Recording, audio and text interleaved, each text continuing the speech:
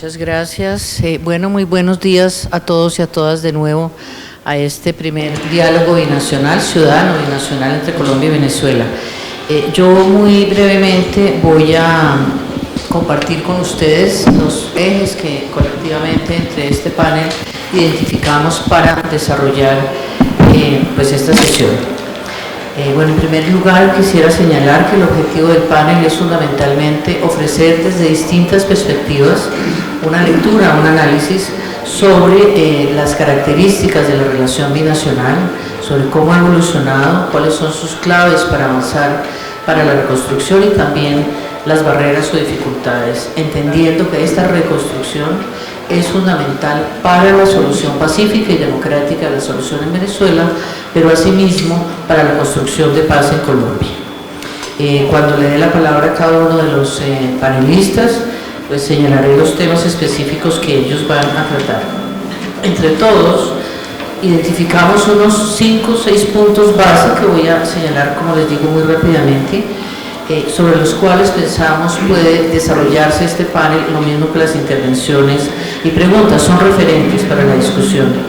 En primer lugar, consideramos que esta reconstrucción de la relación binacional no está ajena a un orden global, ahora policéntrico y regional frágil y muy convulsionado, desde Hong Kong, pasando por Beirut, París, Haití, Nicaragua, Ecuador, Perú, Bolivia, Chile. Hay una enorme convulsión social, manifestaciones ciudadanas gigantescas, no exentas de violencia, que tienen como telón común un modelo de crecimiento que no se ha traducido en más equidad, sino en profundizar la igualdad, donde hay un desapego y desencanto con las instituciones y donde a su vez hay un reclamo generalizado por el ejercicio pleno de los derechos civiles y políticos. El caso venezolano y su crisis interna es quizás la situación o el conflicto interno que más rápidamente se ha internacionalizado durante las últimas décadas en la región y que cualquier solución interna, que las veremos en nuestro último panel como posibilidades de solución, no puede estar ajena a ese ajedrez geopolítico en que ha quedado inmersa, donde nuevas y viejas potencias apoyan o interfieren, lo mismo que poderes regionales como Cuba, Irán, India, Turquía. Es decir, que este escenario global que tratarán, entiendo, los 4 panelistas desde distintas perspectivas, y la profesora Sandra Borda haciendo énfasis en el tema regional, pues debería ser un punto de referencia. El segundo eje que identificamos fue esa estrecha interrelación, interconexión en todos los ámbitos económico, cultural, político, por supuesto histórico, entre los dos países, que ha sido una historia de tensiones, pero también de convergencias y de periodos cooperativos muy importantes. Otro punto que pensamos que es esencial para tener en cuenta en esta presentación es, la destrucción o el desmoronamiento de la rica relación institucional de vecindad que existió entre los dos países y la interferencia a lo que se ha denominado los nexos positivos, a los muchos nexos positivos que existen entre las dos naciones. Solamente entre los 7 departamentos colombianos y 4 estados venezolanos convergen 11.5 millones de personas, además de su extensa y viva frontera que, como es de conocimiento de todos. Un cuarto eje gira en torno a la ruptura de las relaciones diplomáticas y consulares que se encuentran en un punto totalmente muerto. Se han cerrado 15 consulados, no tengo la cifra exacta ahora de los connacionales que permanecen en Venezuela, pero es significativa, y que han acentuado aún más, digamos, las dificultades para avanzar en la reconstrucción. Asimismo, había una permanente interferencia en esos nexos positivos de los que hablábamos, el cierre intermitente de los pasos fronterizos que fomenta la ilegalidad y favorece a las redes criminales, una actuación internacional por fuera de los marcos constitucionales. El constitucionalista Armando Novoa nos hablará especialmente sobre ello. Y finalmente, pues, señalar que todos estos factores, todos estos ejes, por supuesto, podría haber muchos más, deben tenerse en cuenta o merecen tenerse en cuenta para ver cuáles son los caminos más acertados hacia esa necesaria, apremiante, como señalaba el diputado Dávila, reconstrucción de la relación binacional.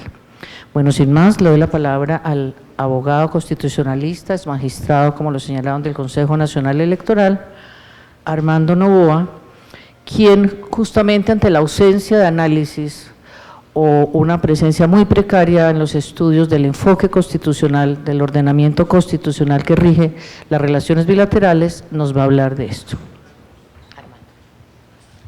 Bueno, gracias Pilar, un saludo a todos los y las asistentes y por supuesto a las personas que tengo el gusto de acompañar en este primer panel, no sin antes agradecer muy particularmente a la Fundación Pares, a su director León Valencia, a Socorro Ramírez, quien ha tenido un papel muy importante en este evento.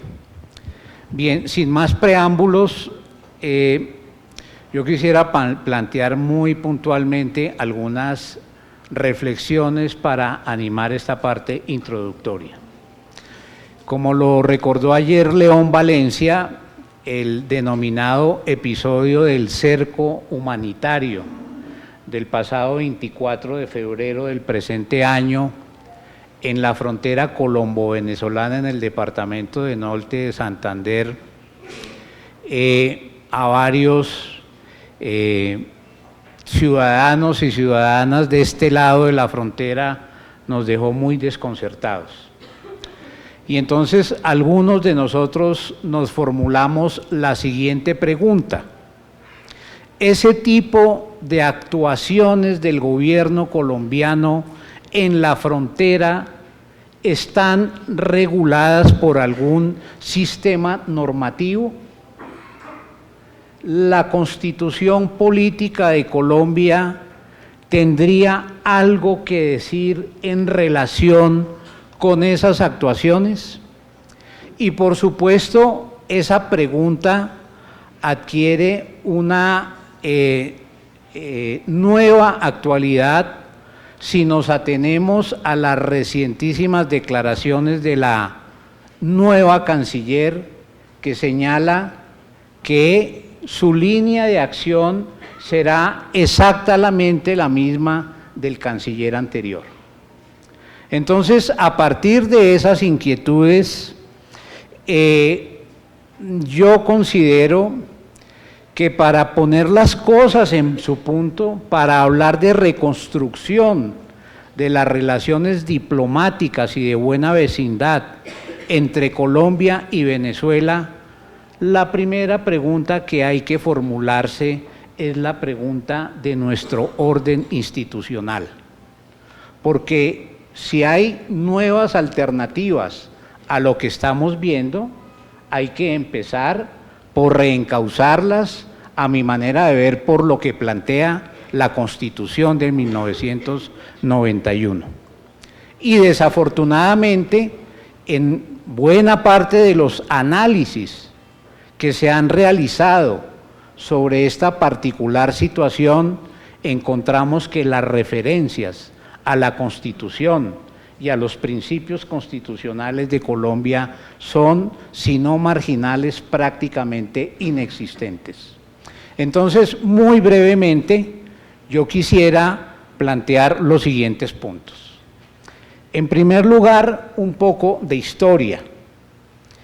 La Constitución de 1991 integra unos principios orientadores que deben guiar la política exterior del Estado colombiano y establece una serie de competencias diferentes a las que establecía la Constitución de 1886 en esa materia.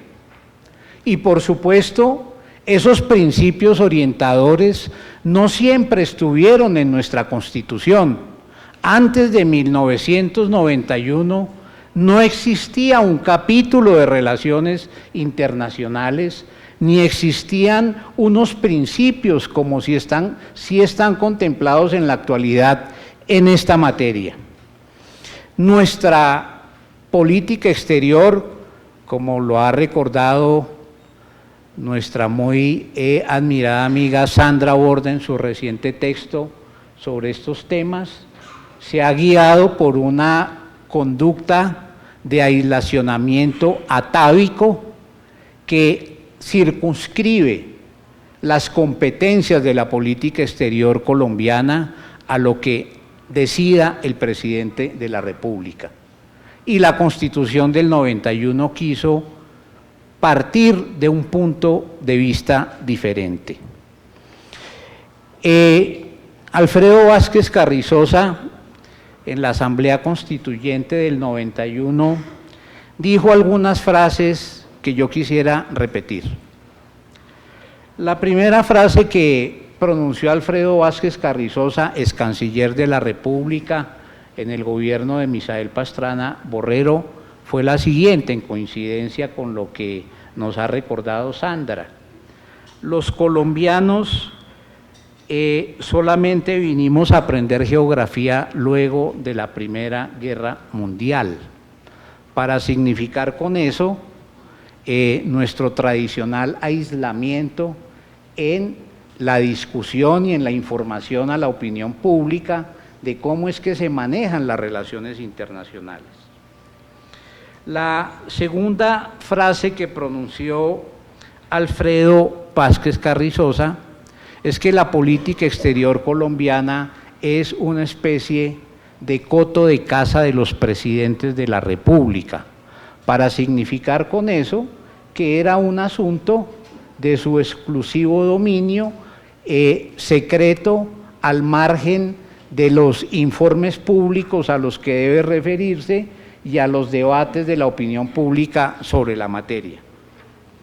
Y en la Constitución del 91, entonces, se presentaron al menos 6 iniciativas para modificar ese comportamiento histórico de nuestras élites gubernamentales en esta materia.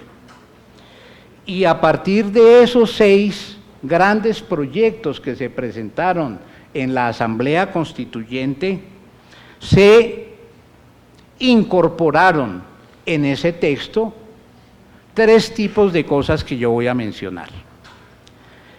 El primer asunto relevante es que en el artículo 9 hay unos principios generales de política exterior. Esos principios generales, según lo dijeron los constituyentes en su momento, debían ser la base de orientación de la política exterior en Colombia. En segundo lugar, señalaron que esos principios tenían en cuenta las profundas transformaciones que ya se avisoraban a finales de la década de los años 80 del siglo anterior y que deberían servir de norte para la elaboración de la política exterior. Y entonces entre esos principios se incorporaron unos principios en el preámbulo de la Constitución, se incorporó el principio del respeto a la soberanía, no solamente en lo interno sino en lo exterior, se incorporó el principio de la autodeterminación de los pueblos y se incorporó el principio de reconocimiento a los principios del derecho internacional, principios que por lo demás están mencionados de una manera muy similar en el preámbulo de la Constitución venezolana de 1991. Debo recordar también que entre varios constituyentes del 91 hubo un diálogo muy fructífero con la Asamblea Constituyente venezolana de ese entonces a través de su presidente Luis Michelena. Y se establecieron unos principios relacionados con la internacionalización de las relaciones exteriores. 2 temas dentro de esos primer bloque de cambios que me interesa destacar.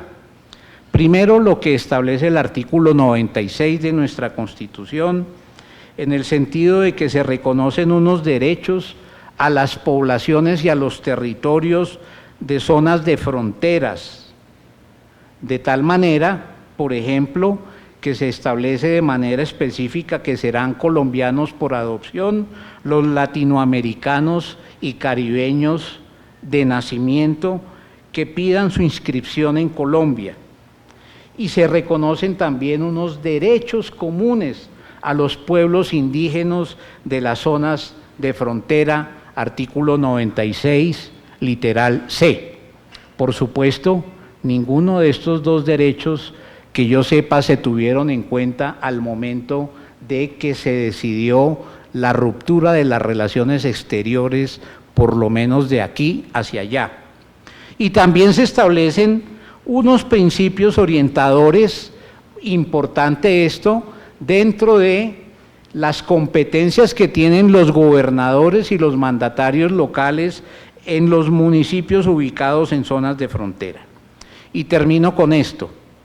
Hay otros principios que a mi manera de ver son de vital importancia para buscarle una salida o una reconstrucción a estas relaciones tan deshechas como las que hemos tenido como consecuencia de este primer año de gobierno.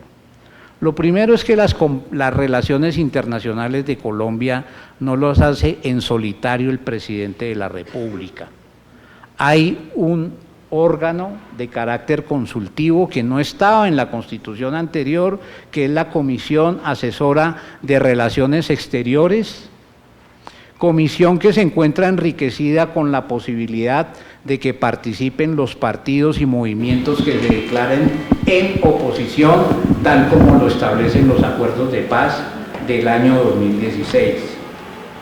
En segundo lugar, se establece que los principios constitucionales tienen un carácter vinculante y son normas exigibles por los ciudadanos ante las autoridades públicas, de tal suerte que dentro de la diplomacia ciudadana hay que explorar esa última parte, porque la ciudadanía activa podría tener un protagonismo muy importante de cara a lograr la eficacia en lo correspondiente a algunos de esos principios que yo quisiera explicar en una segunda ronda de las intervenciones.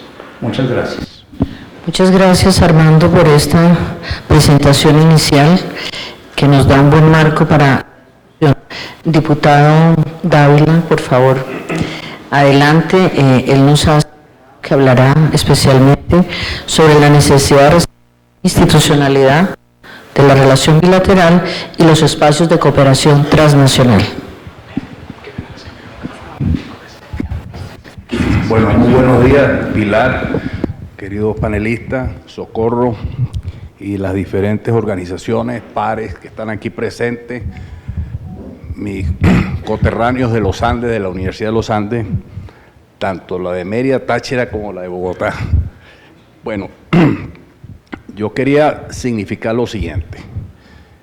Siempre, diría hasta 1999, la relación Colombia-Venezuela desarrolló una dinámica institucional interesante.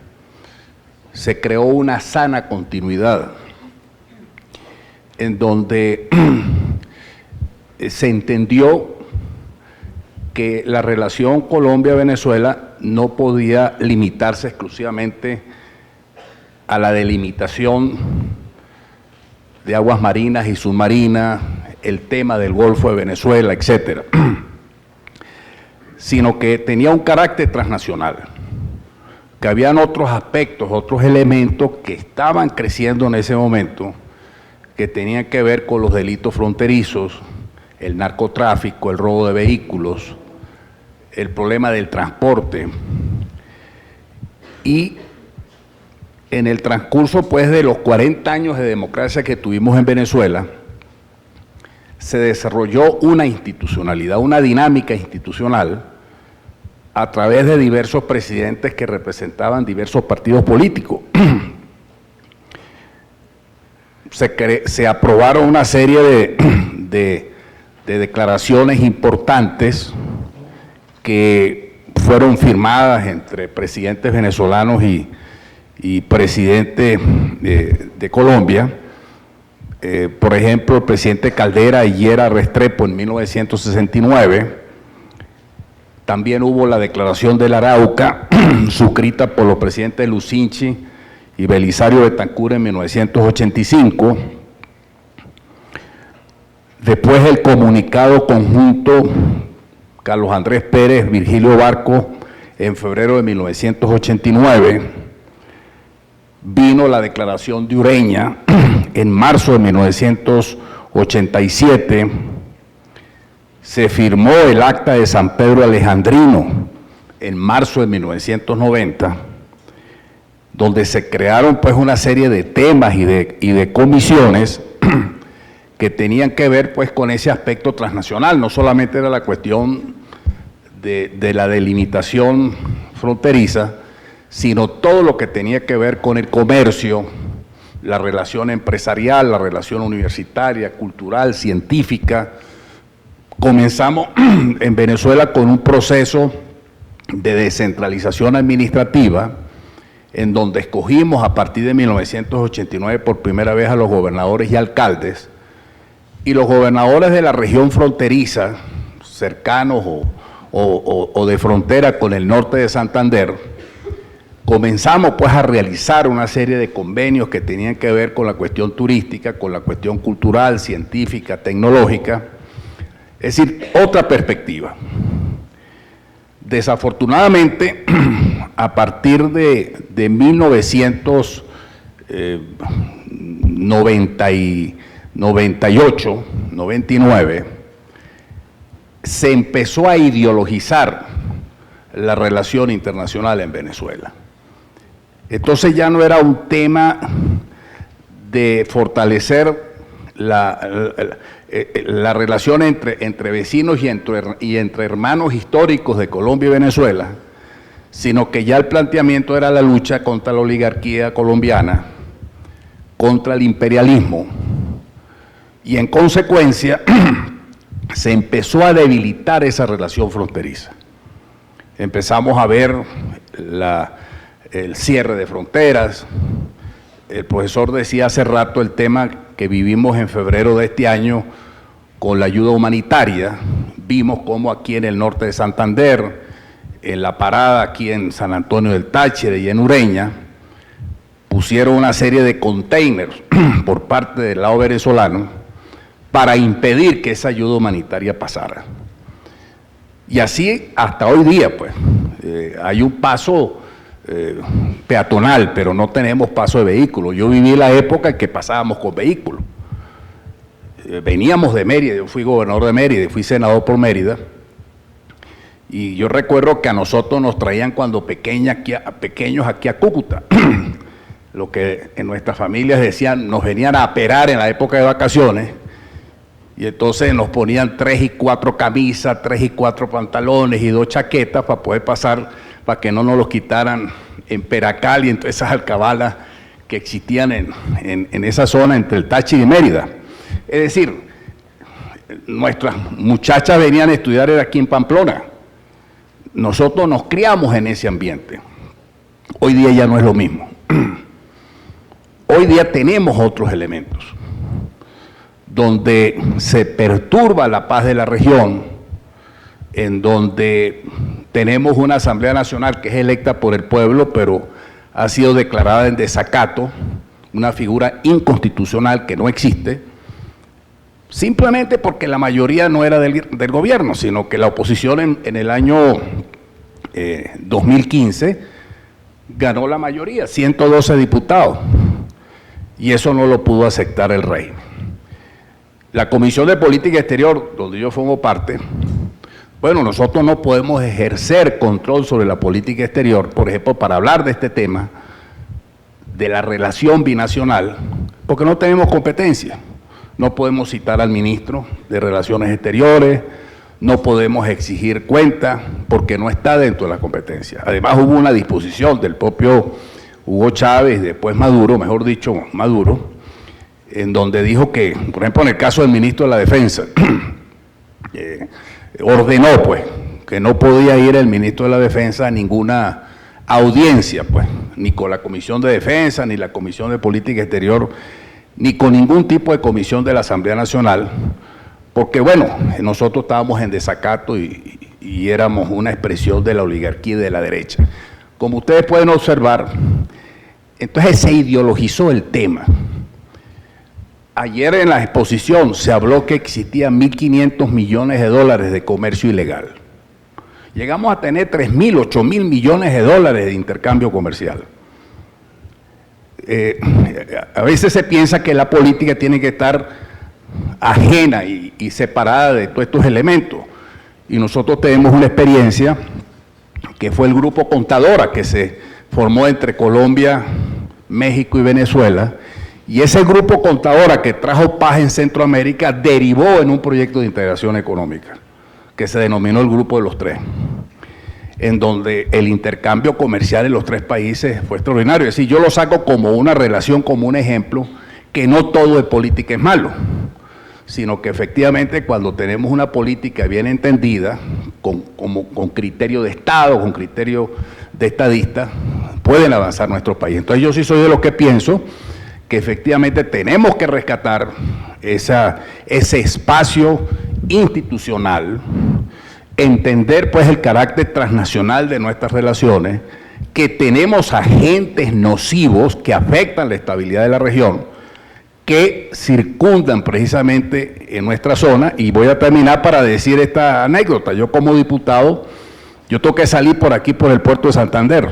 Digo aquí porque ya me acostumbré a la relación aquí, porque yo no tengo pasaporte, porque simplemente me quitaron el pasaporte del gobierno.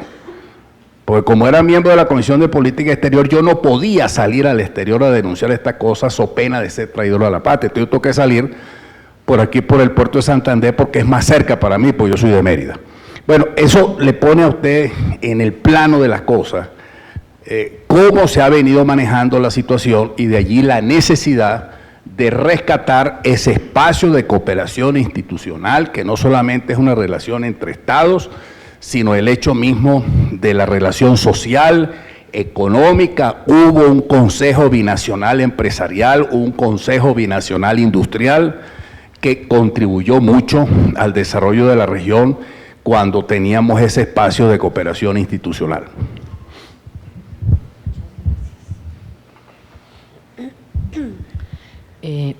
Vamos a escuchar ahora al profesor Víctor Mijares, quien me ha pedido que haga la precisión de que él fue profesor de la Universidad Simón Bolívar hasta el 2016 y ahora es profesor del Departamento de Ciencia Política de la Universidad de los Andes. Víctor. Vale, muchas gracias.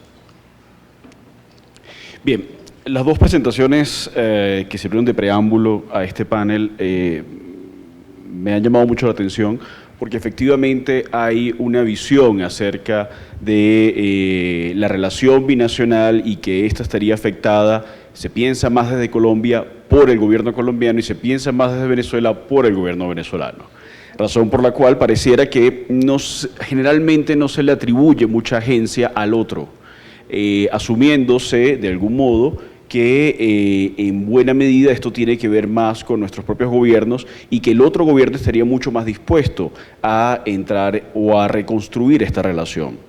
Yo quisiera dividir mi presentación primero con un breve comentario acerca de lo que yo considero son historias bifurcadas en la política exterior de Colombia y de Venezuela, sobre todo a partir de esa coyuntura crítica a final de los años 90, y luego de eso avanzar en tres partes, que tienen que ver sobre todo con las dinámicas de poder dentro de Venezuela. La primera parte tiene que ver con eso, dinámicas de poder en Venezuela, sobre todo la relación gobierno-oposición, y cómo esto está afectando la política exterior, y otro factor importante en esas dinámicas de poder que son las relaciones civiles militares, que han tenido y han tomado un perfil muy particular en los últimos tiempos, y voy a hacer algunas afirmaciones a partir de mis observaciones que podrían ir contracorriente de lo que generalmente se entiende como relaciones civiles militares en la Venezuela actual. La segunda parte tiene que ver con lo que yo llamo la resiliencia autoritaria, tanto factores internos como factores internacionales que han ayudado al sostenimiento del régimen en Venezuela, y cómo eso va a tener naturalmente un impacto importante en la relación exterior y sobre todo la relación con Colombia. Y por último, lo que defino como dilema para Colombia, un dilema que tiene que ver entre abrazar un realismo en el corto plazo o seguir pensando más bien en una relación, cómo construir una relación en el mediano o largo plazo, asumiendo que cualquier decisión va a tener consecuencias no del todo agradables para Colombia. Bueno, lo primero tiene que ver con esa historia bifurcada entre Colombia y Venezuela. Sus políticas exteriores tomaron caminos distintos, caminos que tenían mucho que ver con su historia previa en materia de historia diplomática, pero que a mí me gusta hablar de este punto, esta coyuntura crítica, por un lado Plan Colombia, por otro lado chavismo. En esos momentos de finales del siglo XXI comenzó un proceso que comienza a separar a Venezuela y a Colombia, por decisiones que se toman en cada uno de los países, decisiones colectivas, decisiones incluso refrendadas electoralmente y otras decisiones tomadas más desde la élite, que van a generar entonces unas tensiones naturales, porque Venezuela y Colombia se van a insertar en tensiones globales que van a confrontar a Occidente con potencias emergentes eurasiáticas sobre todo. Y es por eso que hoy vemos esta relación tan estrecha de Venezuela con Rusia o con China, por no hablar de Irán u otros actores, y esta relación cada vez más estrecha, sobre todo con este gobierno, con los Estados Unidos, mucho más involucrado con el bloque occidental. Entonces esta reproducción de bipolaridad, de algún modo, se reproduce también en la relación colombo-venezolana y tiene que ver con esa historia bifurcada y esa coyuntura crítica de finales del siglo XX. Esto, y voy a la primera parte de mi presentación, esto tiene que ver también con las distintas dinámicas de poder que se vienen dando en Venezuela. En Venezuela, la posibilidad de reconstrucción de una relación binacional que todos desearíamos, pasa también por la voluntad que exista en la reconstrucción de esa relación, no solamente en Bogotá, sino también en Caracas, que es un agente importantísimo en esto. Y esto también pasa por entender las relaciones gobierno-oposición. La muerte de Hugo Chávez dejó en claro que no solamente la oposición es un mosaico, sino que también el gobierno es un mosaico, pero es un mosaico de fuerzas políticas que tiene incentivos para mantenerse unidos. Este mosaico vivió mucho tiempo bajo la idea del líder único, pero también bajo el rentismo, un rentismo petrolero que ha venido siendo sustituido poco a poco por nuevas formas de rentismo, en donde no solamente estamos hablando de petróleo, sino unas nuevas formas de lo que un colega venezolano que es investigador en la Universidad de Oslo, Antulio Rosales, ha llamado rentismo radical. Y él hace referencia al rentismo con respecto a minas a cielo abierto, minas de oro, o incluso el rentismo a partir de el minado de criptomonedas, aprovechando los bajos costos de electricidad en Venezuela, por ejemplo. Todo esto en un contexto en el cual vemos estos dos mosaicos interactuando, pero uno con mayor incentivo a la unidad y otro con mayores incentivos a la fragmentación, a tal punto que hoy la oposición cuenta claramente con un bloque que podríamos definir como oposición leal, una oposición leal que se ha sometido a los principios y dictados del gobierno venezolano y que comienza a ser mella entonces en cualquier forma de unidad, en cualquier forma de acción colectiva armoniosa por parte de la oposición venezolana. Y eso obviamente fortalece mucho al gobierno. En paralelo a esta relación de poder tenemos también una relación de poder entre civiles y militares. Mucho se ha dicho acerca del rol de los militares, un rol preponderante de los militares en la política venezolana y que de algún modo el gobierno de Nicolás Maduro sería en la práctica un gobierno militar. Yo creo todo lo contrario.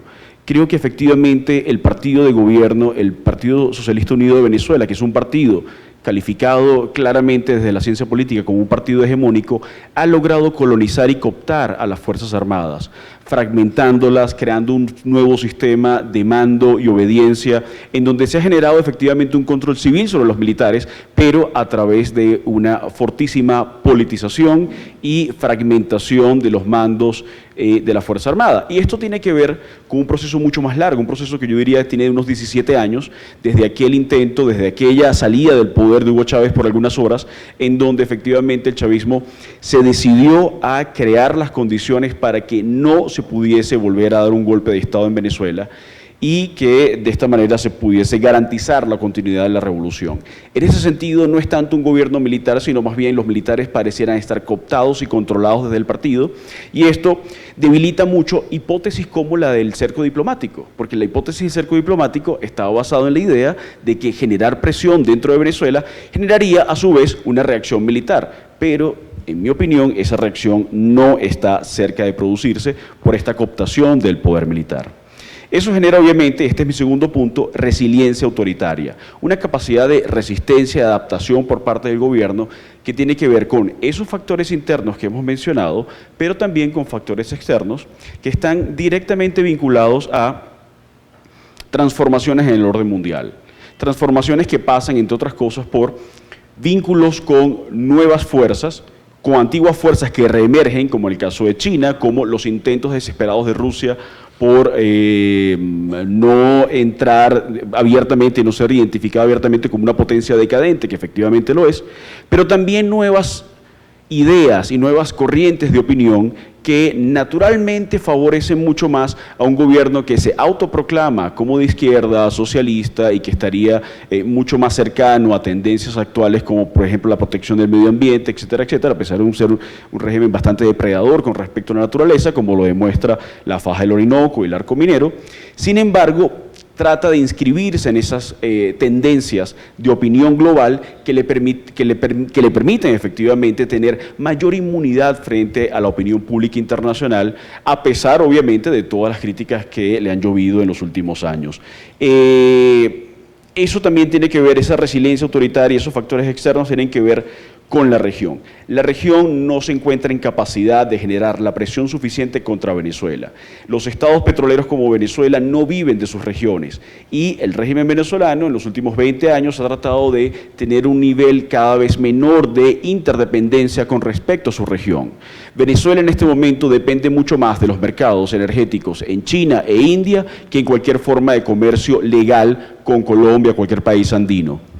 En ese sentido, entonces, es necesario entender que no existe la capacidad, pero tampoco existe la voluntad de generar mayor presión, porque se entiende que mayor presión contra Venezuela podría ir en contra de principios fundamentales como la no intervención en los asuntos internos de otros estados y presiones internas por parte de oposiciones a los gobiernos del Grupo de Lima, que naturalmente verían esto con malos ojos. Y eso nos lleva al último punto, que es el dilema para Colombia.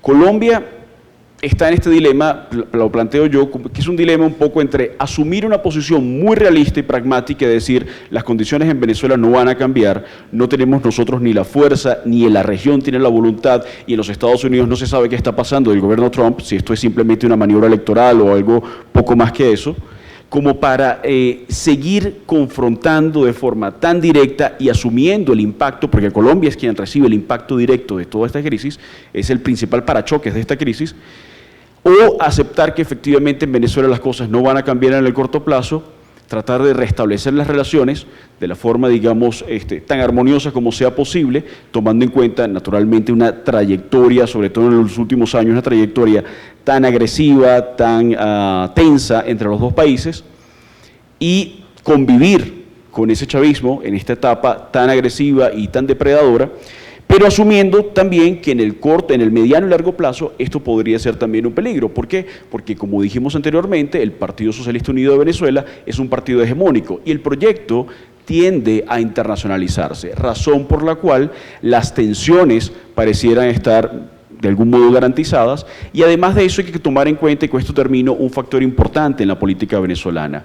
Para el Partido Socialista Unido de Venezuela, para el chavismo en general, para Nicolás Maduro muy en particular, la tensión con Colombia es muy útil, tiene una utilidad desde el punto de vista de opinión pública, tiene una utilidad para la cohesión de sus propias fuerzas, tiene una utilidad en la gobernabilidad, razón por la cual considero que si bien Colombia puede reconocer o volver a reconocer al régimen venezolano y de algún modo establecer una relación un poco forzada, pero de convivencia o de coexistencia pacífica, no creo que esto pueda sostenerse en el tiempo por la propia naturaleza del régimen en Venezuela. Muchas gracias. Muchas gracias, Víctor, por tu presentación y ajustarte exactamente al tiempo. Yo quería recordarles que las presentaciones se han previsto de 10 minutos. Ahora que concluya la profesora Sandra Borda, abriremos una sesión de preguntas para que haya la oportunidad de que los panelistas amplíen sus exposiciones o respondan a ellas.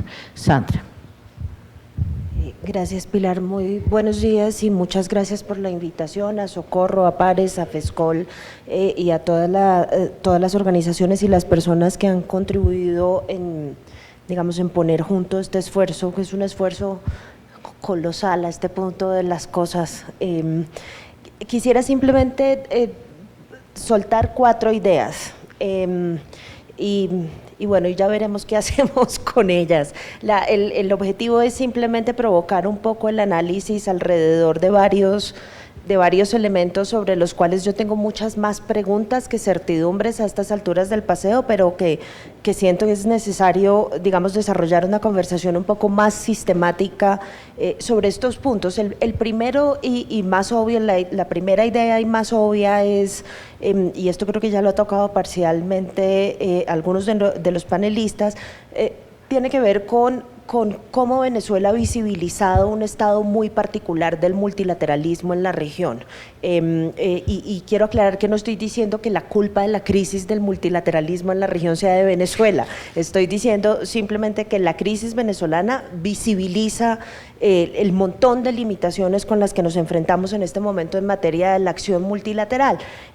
No me quiero extender en esto porque seguramente ustedes han seguido esto en detalle, pero fácilmente puede llegar uno a la conclusión que los diversos esfuerzos multilaterales que hemos presenciado para ayudar a producir una transición en Venezuela han sido todos, pues a estas alturas, casi que un rotundo fracaso. Entonces, tienen ustedes desde el muy ad hoc esfuerzo del Grupo de Lima, que a pesar de que es una iniciativa que nace con el objetivo de constituirse en una suerte de mediador imparcial en la resolución de la crisis venezolana, termina convirtiéndose en un esfuerzo mucho más cercano a la propuesta estadounidense para la resolución de la crisis venezolana que otra cosa. Y creo que parte de lo que sucede con el Grupo de Lima tiene que ver justamente con el esfuerzo de la política exterior colombiana de tratar de producir una salida dura a la crisis venezolana a través justamente de ese grupo, cosa que con el paso del tiempo empieza a desdibujarse y se desdibuja simultánea y gradualmente en la misma forma en la que se desdibuja la política exterior colombiana hacia la crisis venezolana. Pasamos de tener un primer año del gobierno Duque donde se hablaba todos los días de Venezuela y todos los días había grandes ideas sobre qué hacer con Venezuela y parecía que la participación de Colombia en la resolución de la crisis venezolana se iba a convertir en la guía y el punto de lanza del proyecto de política exterior del gobierno, a hoy en día básicamente ni siquiera mencionar el tema. Creo que el gobierno colombiano, y eso afecta directamente la iniciativa del Grupo de Lima, se quedó sin proyecto de política exterior hacia Venezuela, no ha logrado reformularlo y en esa medida creo que eso también ha debilitado al Grupo de Lima, donde supuestamente se iba a constituir, digamos, el liderazgo colombiano. Las negociaciones y aquellos actores internacionales que estaban apoyando las negociaciones pues siguen estancadas. Unos días hay más optimismo, otros días hay menos. El esfuerzo internacional detrás de las negociaciones se mantiene, pero digamos aquí no es que haya unos grandísimos avances tampoco. Ahora es de resaltar que esa es la única iniciativa internacional digamos que ha tenido en mente un respeto clarísimo por la institucionalidad y el Estado de Derecho y una búsqueda de la transición en Venezuela que pase única y exclusivamente por salidas de carácter institucional, y aquí quisiera subrayar, digamos, la intervención de Armando al respecto. Yo creo que el gran problema que hemos tenido en la discusión sobre Venezuela, que se notó mucho más en la discusión sobre Bolivia, es que tanto de un lado como del otro del espectro ideológico se han propuesto soluciones que parecen pensar que las salidas institucionales, de acuerdo con el Estado de Derecho y con los principios democráticos, resultan accesorias y que lo loable del fin después de las transiciones permite el uso de cualquier medio, y creo que en eso aquellos actores internacionales que han apoyado las negociaciones se han mantenido en el respeto por las salidas institucionales, y creo que esa es la parte de toda la participación internacional que me parece más importante de resaltar. Y finalmente la cosa del TIAR, pues bueno, digamos, todos sabíamos que eso no iba a ir para ningún lado. y creo que una de las razones por las que no fue para ningún lado, pues tiene que ver justamente con el punto que mencionaba Víctor inicialmente, y es que extender y profundizar el sistema de sanciones más allá de lo que estaba haciendo Estados Unidos para incluir a todos los países miembros del TIAR que se sumaron a esta iniciativa, pues básicamente no iba a producir una presión económica y comercial sobre el gobierno mucho más profunda de lo que ya existía. Entonces, es una medida simbólica, es una forma de decirle, de intensificar, digamos, la presión política sobre el gobierno venezolano, pero más allá de eso, creo que iba a producir, digamos, resultados muy magros de todas formas. Y creo que, digamos, esto lo voy a juntar con un punto que tenía al final, pero que me parece que van mejor juntos. Esto lo pone a uno en un escenario en el que la discusión sobre la reciente crisis en Bolivia deja como una moraleja que a mí me sigue pareciendo muy preocupante, y es que uno oye muchos sectores de la derecha latinoamericana diciendo, bueno, eso que pasó en Bolivia es lo que tiene que pasar en Venezuela, ¿sí? Esa es la forma en la que uno saca a un gobierno que no respeta el Estado de Derecho, esa es la forma en la que uno, digamos, hace una transición hacia la democracia, aunque yo no sé qué tan transición a la democracia pueda uno resaltar allí con semejante Biblia tan enorme entrando al Congreso, pero parte de lo que sucede aquí es que está haciendo carrera ante la debilidad de la acción multilateral y de la acción multilateral institucional, insisto, está haciendo entonces carrera otra vez la idea de que estas salidas, digamos, podemos poner entre paréntesis las normas y hacer una salida a las malas, y luego continuar el camino. Yo llamaría, digamos, a un gran nivel de cautela frente a eso en Venezuela, y creo que el debate que está teniendo lugar en Colombia tiene que tomar eso en consideración por las razones que voy a mencionar en un minuto. El otro punto que quería hacer tiene que ver con un impacto un poco más político, ideológico, si quieren llamarlo, de lo que está sucediendo en Venezuela sobre estas muy recientes, pero también muy serias movilizaciones sociales a lo largo y ancho del continente, de la región. Creo que ahí está pasando una cosa bien interesante, y es que los gobiernos que se están enfrentando frente a esas formas de movilización social están encontrando en el famoso castrochavismo y en Venezuela una excusa que les viene como anillo al dedo para deslegitimar la movilización social con mucha facilidad. En Colombia conocemos esto desde hace mucho tiempo, porque toda la movilización social durante una muy buena parte de nuestra historia fue deslegitimada y fue básicamente estigmatizada bajo el argumento aquel de que toda la movilización social de una forma u otra estaba infiltrada por las FARC o por cualquier forma de insurgencia armada de izquierda que existiera en este país. Entonces,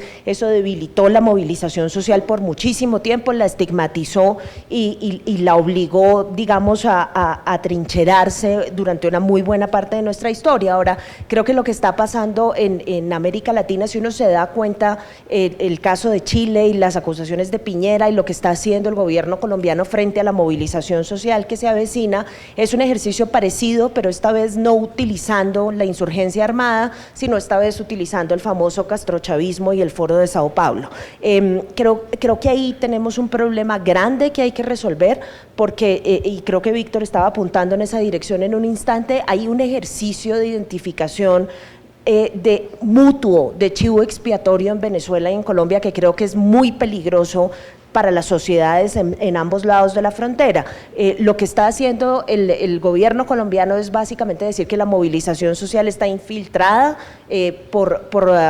digamos, por el chavismo y por el oficialismo venezolano, y simultáneamente Venezuela juega el mismo juego diciendo, no, lo que pasa con los colombianos es que están aliados con el imperialismo yanqui y en ese sentido pues son el gran enemigo. Esos discursos creo yo que no nos conducen sino sistemáticamente a un ejercicio de polarización y adicionalmente de enfrentamiento claro y abierto entre el gobierno y la movilización social, independientemente de su tendencia ideológica. Creo que ahí tenemos un problema grande. Efectivamente creo que si uno mira lo que está pasando en Chile, si mira lo que pasa en Ecuador, en fin, se da cuenta rápidamente que ese tipo de discursos tienen mucho más calado en Colombia de lo que tienen en otros lugares, porque nosotros, digamos, por cuenta del conflicto armado todavía no hemos logrado salir de la mentalidad pues propia de la Guerra Fría y de esta cosa del monstruo comunista y bueno y demás, pero de todas formas me parece que es una forma de construcción del discurso hacia la movilización social que es peligrosa y que hay que tomarse con bastante seriedad.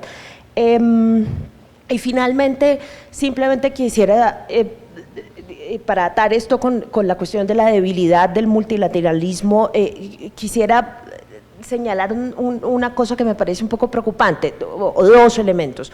Uno de ellos es que esa debilidad del multilateralismo en una muy buena parte la produjimos nosotros mismos al empezar a pensar que el multilateralismo era una cosa que ya no tenía que hacer uso de la supranacionalidad ni de la institucionalidad, sino que simplemente era suficiente si un grupo de presidentes que se entendían ideológicamente se juntaban de vez en cuando a conversar y a tratar de resolver colectivamente los problemas de la región.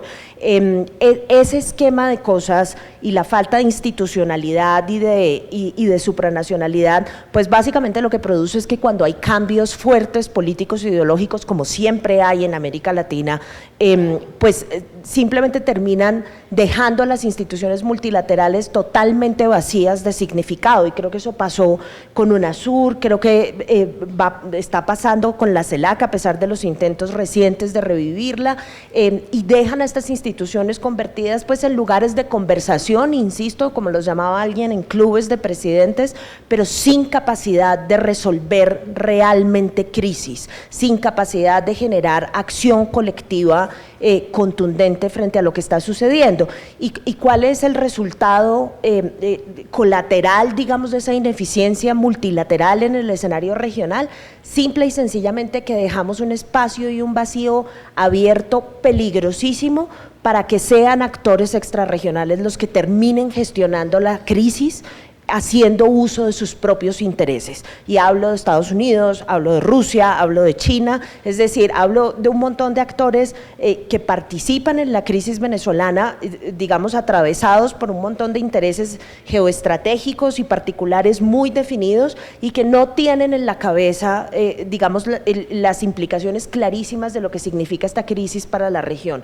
Entonces, creo que hay que repensarse lo multilateral urgentemente. No creo que la solución a lo de Venezuela o a las otras crisis que vamos a empezar a enfrentar cada vez más seguido en la región sea simplemente renunciar a lo multilateral y dejar que esto se arregle a punta de equilibrio de fuerzas desde el punto de vista global. Lo que creo es que tenemos que empezar a pensar en esquemas distintos. En otro escenario lo dije, creo que las iniciativas de carácter social y ciudadano desde el punto de vista multilateral, como por ejemplo esta, pueden significar pueden significar esfuerzos de más largo aliento, más institucionales y que no necesariamente estén atravesados por los intereses políticos e ideológicos de los mandatarios de turno, que creo yo a estas alturas del paseo ya nos han dejado bastante claro que pues son muy poco útiles para resolver nuestras propias crisis. Muchas gracias. Sandra, muchas gracias. Este panel está previsto hasta las 10:30. Tenemos tiempo para una segunda ronda de intervenciones de los panelistas, pero antes, por supuesto, queremos recoger preguntas del público. Yo les voy a agradecer que se identifiquen nombre e institución, ojalá, y que su pregunta sea muy concreta y breve para que todos podamos participar y esté dirigidas al panelista o los panelistas que ustedes quieran que respondan. No sé quién nos va a ayudar con las preguntas para pasar el micrófono.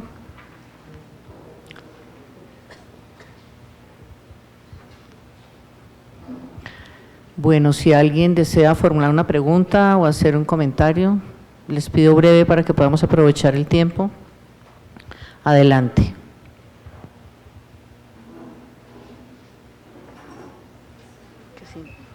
Pero es que no hay otro micrófono. Gracias.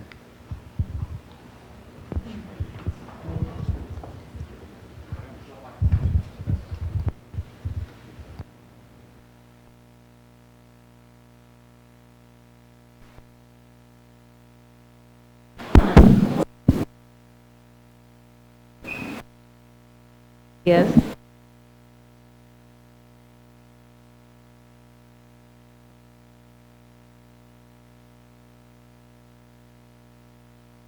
Si quieres pasar él. Venga, aquí está allá.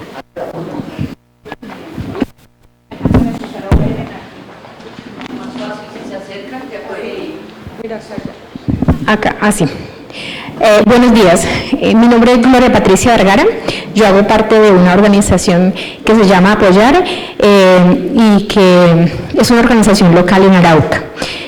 Tengo una pregunta para el doctor Armando Novoa y tiene que ver con si los principios consignados en el artículo 96 de la Constitución, que no tienen los principios y reconocen los derechos de las poblaciones y territorios de las fronteras, ¿cómo podríamos nosotros desde los territorios de frontera poder contribuir a que efectivamente esas relaciones entre Colombia y Venezuela puedan ser restablecidas o hacer que el gobierno colombiano reconozca esos derechos que están consignados en la Constitución? Lo digo porque nuestro departamento pues siempre ha mantenido una relación, inclusive ahora que están rotas las relaciones bilaterales a nivel diplomático, la relación comercial, la relación entre las familias es histórica, permanece, continúa, que efectivamente muchas de las relaciones comerciales están mediadas ahora por la ilegalidad, pero que nosotros también desde los territorios, ¿cómo podríamos hacer valer esos derechos que están consignados en ese artículo 96? Atrás tenían.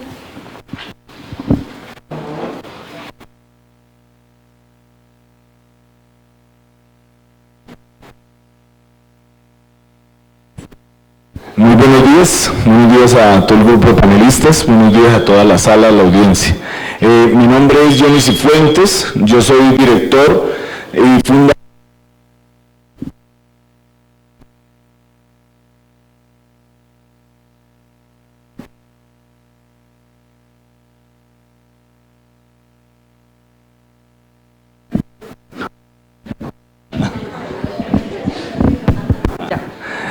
Yo soy director y fundador de una organización territorial que atendemos población migrante en la Parada, Puerto Santander y Villa del Rosario.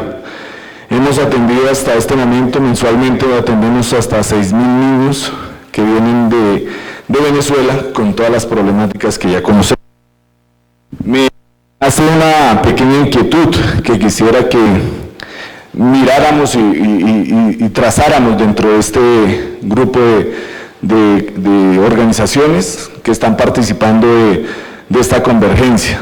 Me alegro que exista, me alegro que todos estén poniendo la camisa para que esto suceda, porque es muy necesario. Pero también es necesario, que decía un panelista, creo que es el señor Víctor Mijares, me parece, decía que abrazar un realismo, que era el dilema que Colombia tenía. Pero la pregunta que yo tengo es, ¿cuándo abrazamos el realismo? O sea, ¿cuándo va a suceder esto que estamos trabajando en este proceso? Paralelamente, ¿cómo vamos a fortalecer ese trabajo que las organizaciones territoriales hemos venido desarrollando? ¿Cómo vamos a hacer sentir la fuerza de esta convivencia dentro de ese territorio? Porque si algo que yo puedo decir con experiencia propia, soy de Villa del Rosario, he constituido esta organización, tiene 17 años constituida y hemos venido trabajando diferentes poblaciones. Podemos decir que la asistencia del Estado con respecto a esta problemática está totalmente invisible. Tenemos 7 grupos al margen de la ley en la Parada. No hay un Estado que se pronuncie, hay puesto de policía, pero eso es de fachada. Hay una falta de institucionalidad y hay una falta de las organizaciones que aquí hacen fuerza en Bogotá, para en Villa del Rosario, en la frontera, de verdad se sienta esa fuerza de convergencia.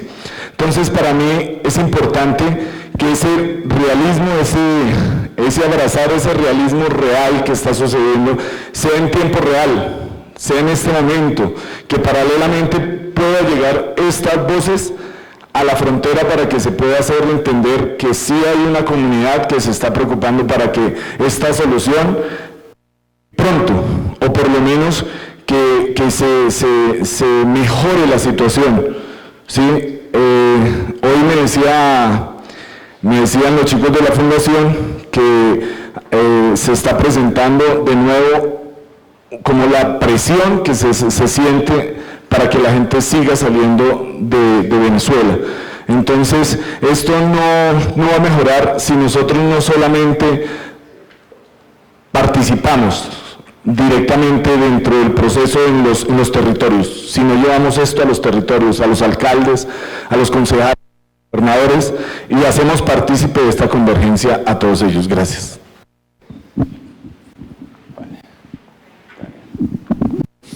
Buenos días, mi nombre es Daniel García Peña, profesor de la Universidad Nacional.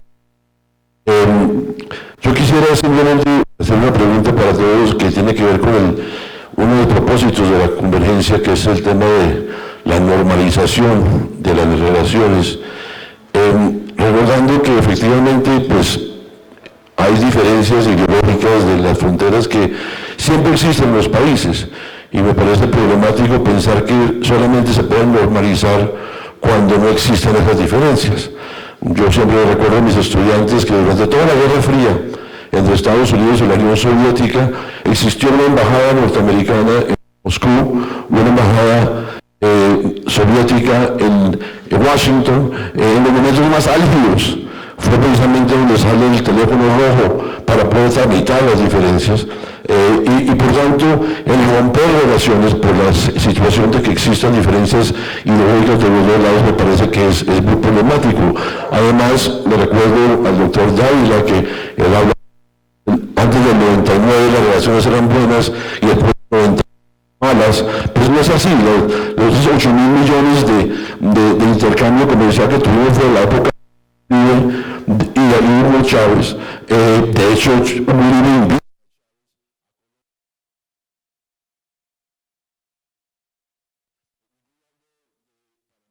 evento muy importante que fue el papel de Venezuela en los acuerdos de paz, a pesar de las profundas diferencias que tuvo Juan Manuel Santos con Chávez. De hecho con Maduro acusó a Juan Manuel Santos de intentar asesinarlo, y sin embargo se logró mantener y yo diría que fue fundamental el papel de Venezuela en los procesos de paz.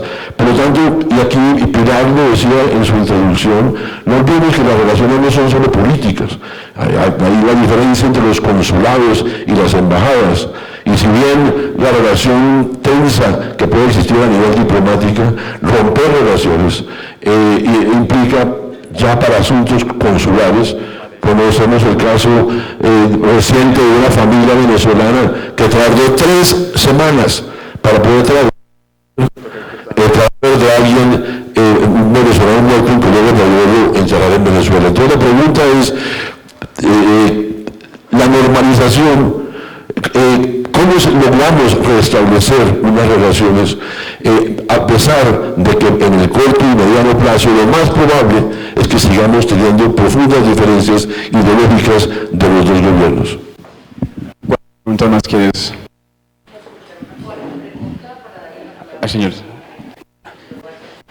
Vale. Muy breve, por favor, que sean directas las preguntas. Muchas gracias, General Padilla de León.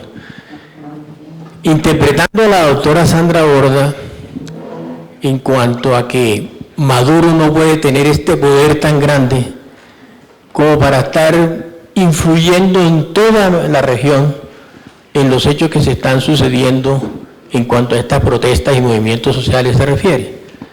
Yo quisiera entonces, sin dirigir la pregunta a ningún panelista en particular, ¿qué puede estar sucediendo entonces? ¿Qué está motivando esta coincidencia de estas acciones en los diferentes países y la manera como se está manifestando esta protesta social? ¿Una más o no? Tú me dirás, Pilar.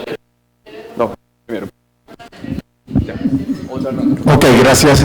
Carlos Luna, expresidente de la Cámara de Comercio de Cúcuta, y también tuve la oportunidad de ser ministro consejero en la Embajada en Caracas.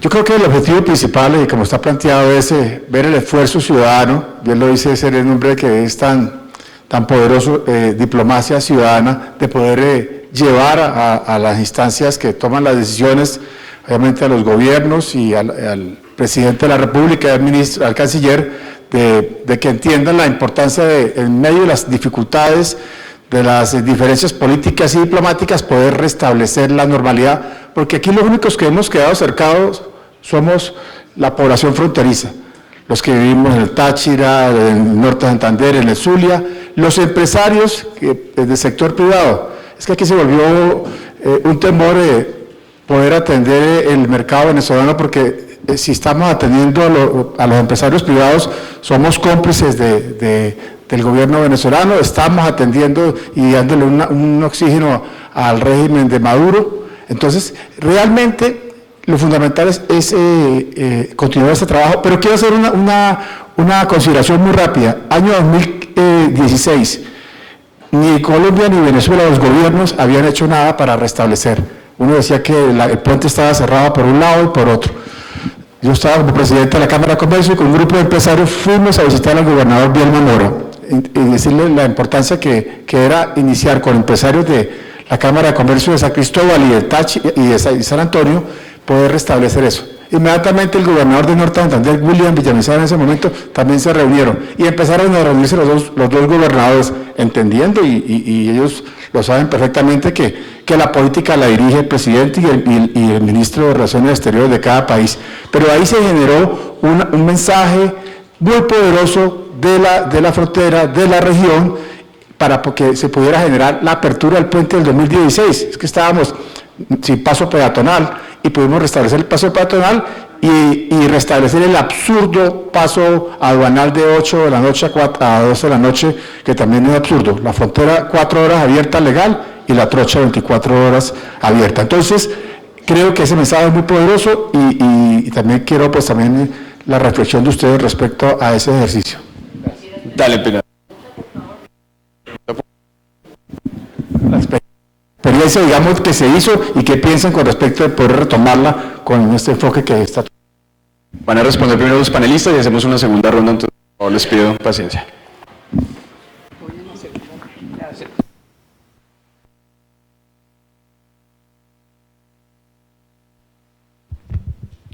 Muy bien, vamos a iniciar entonces con la primera pregunta dirigida a Armando Novoa por parte de Apoyar. Si ¿quieres que la reformule o dijo que la repita? Referente al artículo 96 y cómo hacer efectivos los derechos. Gracias. Pues, digamos, yo creo que antes de hacer algún comentario frente a la pregunta, quisiera rescatar lo que ha señalado Daniel García. En el siguiente sentido, creo que la vía de pensar como se llama este evento, reconstrucción de la relación binacional a través de la facilitación de los acercamientos vía aproximaciones ideológicas, es un camino equivocado.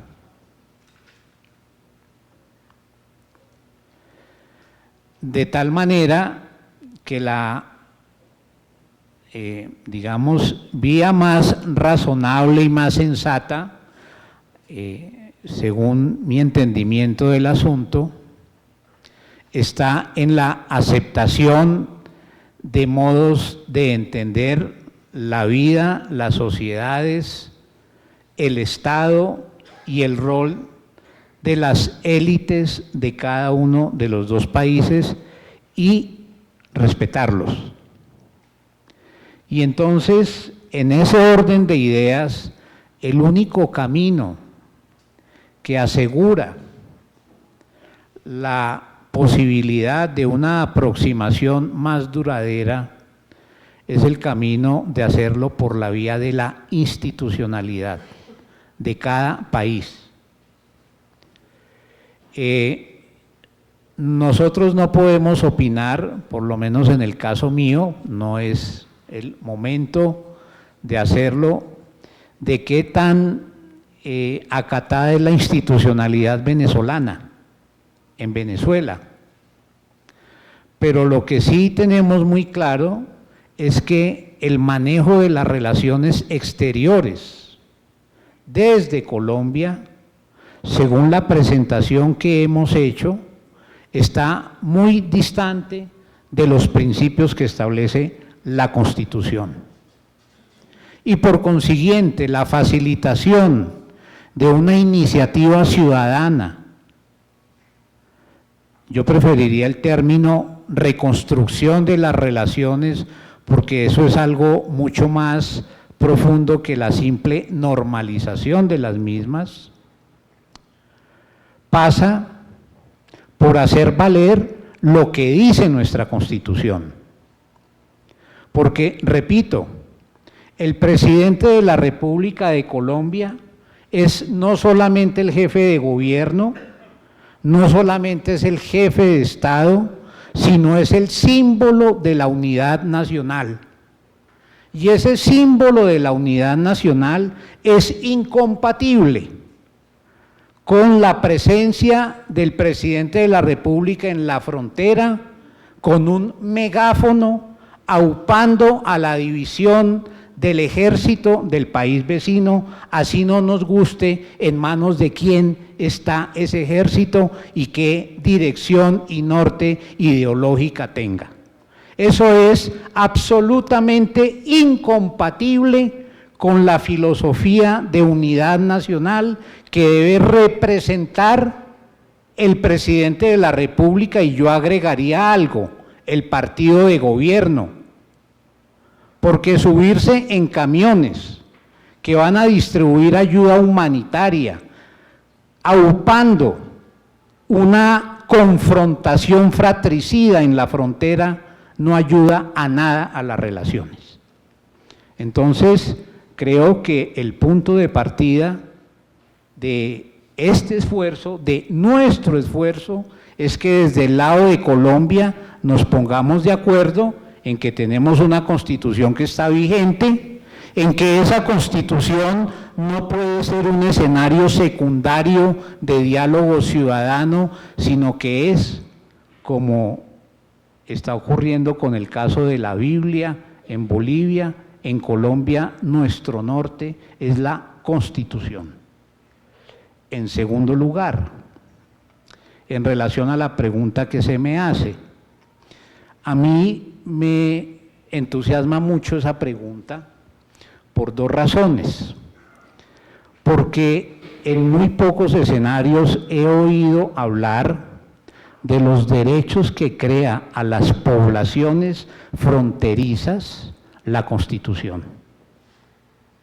Y tampoco he oído hablar de esos derechos ni a los mandatarios nacionales, ni a los ministros de Relaciones Exteriores, y también hay que decirlo, a algunos gobernantes de las zonas fronterizas.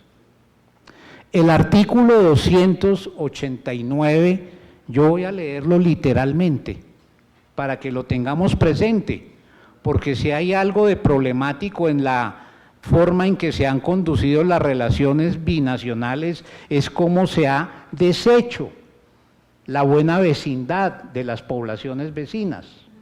Ese artículo 289 dice lo siguiente: por mandato de la ley, los departamentos y municipios en zonas fronterizas podrán adelantar, subrayo, directamente con la entidad territorial limítrofe del país vecino de igual nivel, programas de cooperación e integración, dirigidos a fomentar el desarrollo comunitario, la prestación de servicios públicos y la preservación del medio ambiente. Por supuesto está sujeto a la ley, pero es que la ciudadanía también tiene, la ciudadanía en las fronteras tiene iniciativa legislativa de carácter popular para desarrollar este tipo de normas, de tal manera que está la norma y está el camino indicado para reconstruir desde las comunidades y los mandatarios seccionales una política de buena vecindad. Antes de darle la palabra a Víctor Mijares para que responda la pregunta formulada por John Cifuentes de La Parada, la profesora Sandra Borda me ha pedido unos minutos para reaccionar o comentar la presentación o la respuesta que acaba de dar Armando. Y a propósito de la pregunta de Daniel, yo, digamos, ahí tengo una diferencia que todavía no sé muy bien cómo procesar. Yo estoy totalmente de acuerdo en que uno no tiene por qué tener compatibilidad política e ideológica para tener relaciones diplomáticas, y de hecho comparto plenamente que el esfuerzo del sector privado y el esfuerzo, digamos, de la sociedad civil tiene que ser por restaurar los canales de comunicación y por tratar de reconstruir, si uno quiere, la institucionalidad bilateral. El punto donde tal vez tengo una diferencia grande es en la idea de asumir nuestra relación con Venezuela simplemente como una relación en la que tenemos una diferencia política, ideológica y nada más. Porque así como hay unos principios constitucionales que tenemos que obedecer, hay también unas normas internacionales con las que cumplimos y con las que nos comprometimos a promover, que creo que son normas internacionales que sobrepasan la lógica de la soberanía nacional y que además se juntan con un problema grueso, que es el problema de la migración venezolana, lo que no nos permite simplemente sentarnos a decir vivamos con la diferencia, porque la diferencia, uno, nos está generando problemas en materia de principios que ya voy a explicar, y dos, la diferencia, digamos, una diferencia sin ningún tipo de gobernanza, pues básicamente nos deja en un escenario en el que la migración venezolana va a ser un problema con el que va a tener que lidiar Colombia solo, porque la región ya no está obedeciendo a ningún tipo de acción multilateral. Entonces, ¿a dónde voy con esto? Pues a que simple y sencillamente hay un gravísimo problema de violación de derechos económicos, sociales y políticos en Venezuela, frente al cual nosotros no podemos decir, no, eso es un problema de ideología y es un problema político con el que nosotros no nos metemos.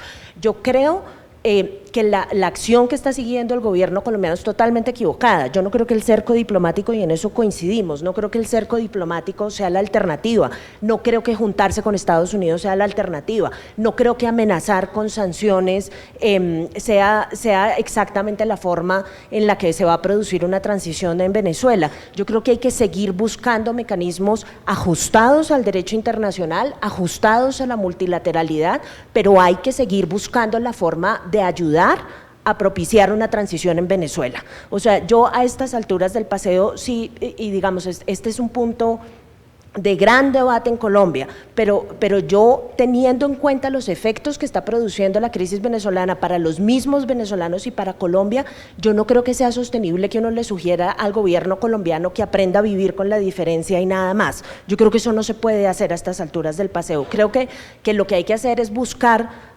formas, hay que buscar, y por eso creo que las iniciativas de la sociedad civil son importantísimas, porque van a generar formas de gobernanza de la crisis que de pronto nos muestren salidas. Yo no creo que estas salidas necesariamente las tengan que encontrar los gobiernos solos, han demostrado que les cuesta mucho trabajo, pero yo sí llamaría, digamos, a un tratamiento un poco más cuidadoso, sobre todo de un tema en el que yo soy particularmente sensible, y es el tema de los derechos.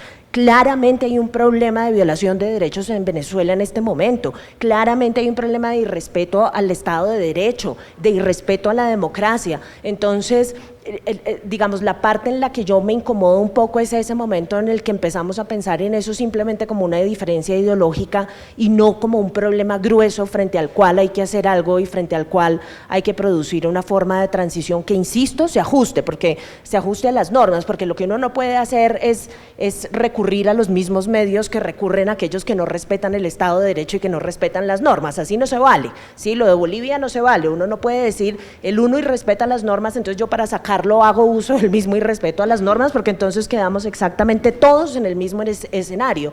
Yo creo que lo que hay que hacer es buscar salidas constitucionales y ajustadas al derecho internacional, pero no invitaría a vivir con la diferencia.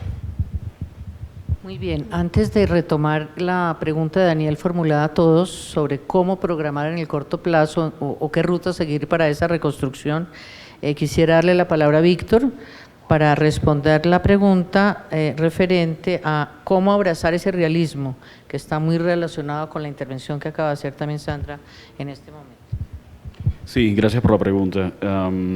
Sandra tocó algunos temas que efectivamente tienen que ver con mi respuesta.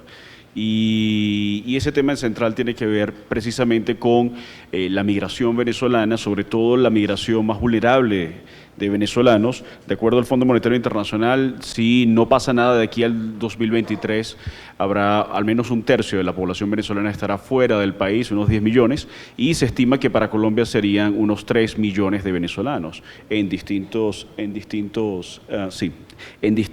estratos, por supuesto, pero sobre todo va a tener un mayor impacto en estratos y población más vulnerable. Cuando se dice, bueno, ¿cómo abrazar esa opción realista, ¿no? Básicamente en política todo el mundo se cree realista, ¿no? Todo el mundo cree que efectivamente su solución es la mejor solución. Y eso también hace muy difícil llegar a acuerdos con respecto a cómo se debe actuar. Creo que el gobierno colombiano ha estado plenamente convencido de que lo más realista sería confrontar para lograr de algún modo un cambio de régimen en Venezuela, dado que no solamente tenemos esta diferencia ideológica que ya la señalaba Sandra, sino también principios como por ejemplo la adscripción de Colombia a la Carta Democrática Interamericana, las violaciones masivas a derechos humanos en Venezuela y obviamente ya el tema del impacto de la migración, que va a tener obviamente un impacto mucho mayor, ya lo está teniendo en municipios fronterizos y sobre todo municipios que tengan menos capacidad. Ahora bien,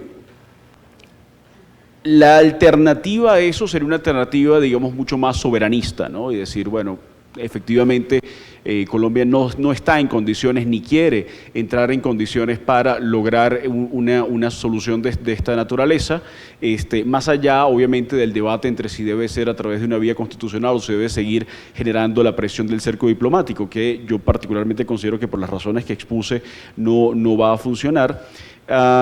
Y la vía soberanista es una vía que no solamente podría tener implicaciones morales, digo yo, sino también implicaciones políticas muy severas, sobre todo en materia de seguridad. Venezuela ya no se está comportando como un Estado en términos, digamos, convencionales, ya no se está comportando como un Estado soberano bajo los esquemas clásicos occidentales y mucho menos latinoamericanos. Yo siempre le digo a mis estudiantes que si quieren estudiar bien a Venezuela, quizás los mecanismos y las enseñanzas de la literatura en política comparada latinoamericana ya no estén funcionando. Venezuela se parece hoy mucho más a la República Democrática del Congo que cualquier país latinoamericano, por su fragmentación, por su autocratización, por la participación de fuerzas externas. Entonces, hay que tomar eso en cuenta y entiendo que efectivamente cuando se habla de realismo también se habla de ese contacto directo con la realidad que deben tener los gobiernos con respecto a la población fronteriza, las poblaciones fronterizas. Arturo Uslar Pietri hablaba de un tercer país. Pilar mencionó una cifra y parece que ese tercer país tiene más de 11 millones de habitantes. Entonces es un país, digamos, mediano en cuanto a las dimensiones latinoamericanas. Sin embargo, el problema que tenemos y que siempre hemos tenido, porque efectivamente estoy de acuerdo cuando se dijo que no era un conflicto nuevo, las relaciones colombo-venezolanas han sido históricamente tensas. Uno de los problemas que tenemos ha sido también la incomprensión de la dinámica de frontera desde Caracas y desde Bogotá. Caracas y Bogotá han tratado de manejar las relaciones bilaterales en ausencia de la frontera, sin tomar en cuenta la lógica fronteriza. Yo no sé cuánto podría contribuir ni si están dispuestos los gobiernos a aceptar contribuciones en materia de ideas, en materia de planes, en materia de incorporación de agendas, digamos, locales y regionales fronterizas a sus planes de gobierno, pero efectivamente hay un alejamiento de esto y no es un alejamiento nuevo, es un alejamiento histórico y las personas que viven en fronteras saben que este alejamiento desde las capitales es real. En ese sentido, ese contacto con la realidad lo veo muy, muy distante, precisamente por esas dinámicas de de retroalimentación de la rivalidad. La rivalidad no solamente está desintegrando la posibilidad de convivencia sana y legal en las fronteras, sino que también genera una retroalimentación a la legitimidad de gobiernos. A mí no me gusta hacer la comparación exacta porque me parece un poco injusto comparar de forma exacta al gobierno colombiano con el gobierno venezolano por una sola razón. Si quieren lo hacemos el ejercicio. Yo sé exactamente qué día y a qué hora se va Iván Duque, pero yo no sé a qué hora ni qué día se va a Nicolás Maduro. Entonces, hacer la comparación como si fuesen regímenes equivalentes me parece que se escapa un poco de la realidad. Entonces, estaría de acuerdo en que efectivamente hay que tratar de llevar las agendas locales hacia las capitales para que se entienda que en efecto hay una realidad distinta, pero no estoy tan seguro de que las capitales estén dispuestos a escuchar con la legitimidad que tienen todos estos reclamos esas demandas desde la frontera. Yo quiero responder rápidamente acerca de las hipótesis acerca de estas protestas en América Latina, porque coinciden en el tiempo.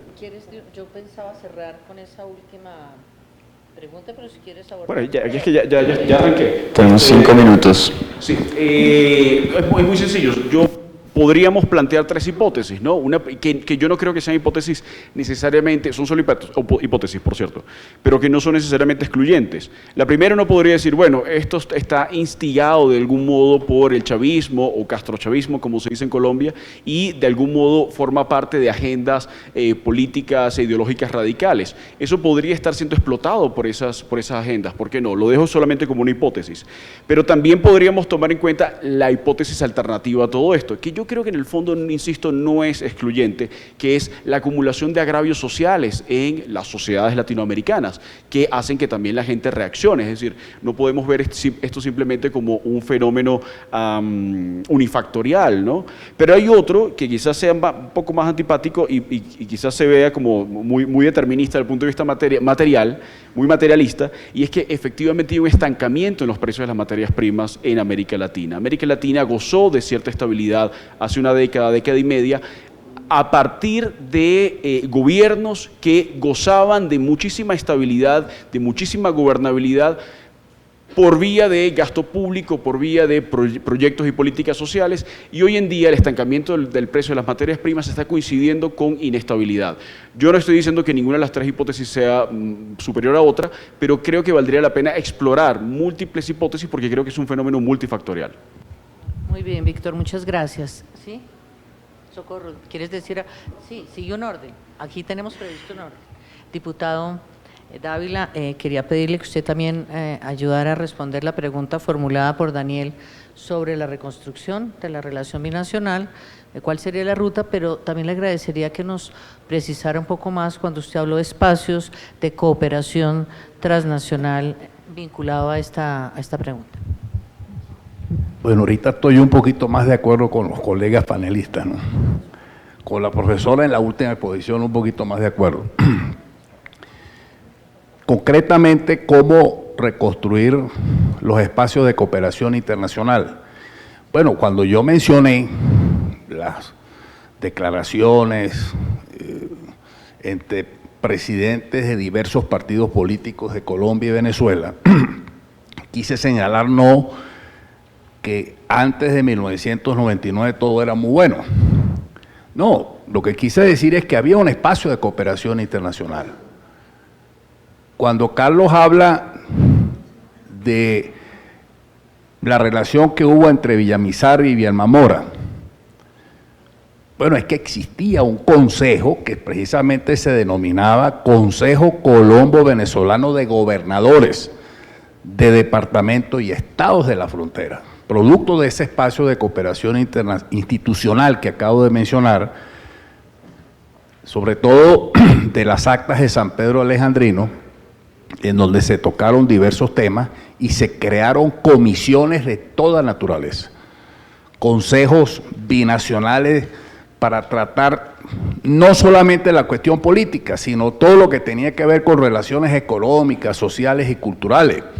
Y allí se creó ese consejo. Ahora, yo quiero como enfatizar, no puedo meterme en los problemas internos pues de Colombia, vamos a decir, hablar sobre el tema de la Constitución, etcétera, ¿no? Pero sí puedo hablar de Venezuela. Venezuela no tenemos una democracia, tenemos una dictadura, vamos a hablar claro. Tenemos una dictadura usurpadora. Una dictadura donde ustedes ayer en la prensa hay una concentración el 16 de noviembre. ¿Cuál es la respuesta que está dando el régimen? Que le está entregando un fusil a cada miliciano y que prevé que va a entregar 3 millones de fusiles. Yo no sé si los tendrá, ¿no? Pero es la amenaza permanente. Y si Colombia mañana llega y dice algo, cualquiera que sea el presidente, que no le guste a Maduro, bueno, los insultos van a venir de diferentes maneras. Si es de los empresarios, olvídate del plomo que le van a echar a los empresarios colombianos, le van a decir que son oligarcas. Y si es desde el punto de vista político, pues entonces son representantes del imperialismo y por ahí se va el discurso. Es muy difícil, ¿verdad?, que lo entiendan. Mire, las universidades hoy día no tienen presupuesto. El Tribunal de Justicia dictó una sentencia en donde corporativizó el voto, se eliminó el voto universal, secreto y directo en Venezuela, no existe. Desde el momento mismo en que surgió la constituyente como elemento paralelo a la Asamblea Nacional, ahí hubo una votación corporativa, fascista. En el caso, por ejemplo, de las universidades, el voto del profesor es igualito al voto del obrero. Porque son 5 estratos. Entonces, para poder elegir el rector de la Universidad X en Venezuela, bueno, quita Mijares que es profesor de la universidad. Bueno, usted tiene que ganar 3 de los consejos.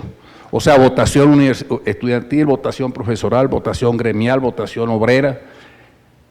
O sea, es otra cosa en el caso venezolano. Lo que pasa es que aquella tesis gramsciana de la hegemonía comunicacional la aplicaron en Venezuela. Las Fuerzas Armadas cooptadas. Tenemos penetración del narcotráfico, para nadie es un secreto. Un régimen que realmente viola los derechos humanos. Ahí está el informe de la Alta Comisionada de los Derechos Humanos. Ha tomado en consideración Maduro la posibilidad de revertir la situación del informe de la Alta Comisionada de los Derechos Humanos. Las ejecuciones extrajudiciales continúan. Los partidos políticos están ilegalizados. Se ha buscado alternativa. La Asamblea Nacional en este momento, ojalá y eso se dé, nombró la comisión preliminar para el Consejo de Postulaciones del próximo Poder Electoral. Ojalá, y eso sea efectivo. El régimen está formando parte, tiene 4 miembros, pero que no nos vayan a venir con el cuento que si nosotros no estamos de acuerdo con lo que ellos dicen, que son minorías dentro de la Asamblea Nacional, entonces se van para el Tribunal Supremo de Justicia por omisión constitucional y nombran al Poder Electoral. Entonces así no vamos a avanzar.